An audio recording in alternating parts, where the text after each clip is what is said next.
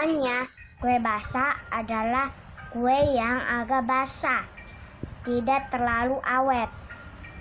Contohnya, kue cucur, kue rangi, putu mayang, talam, cente manis, pancong, lupi kentan.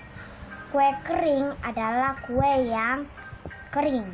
Saat dipegang, kue kering tidak mudah basi.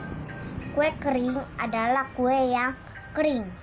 Saat dipegang, kue kering lebih awet, tidak mudah basi. Contohnya, kue kering adalah biji ketapang, kembang goyang. Itulah jenis-jenis makanan ringan khas Betawi.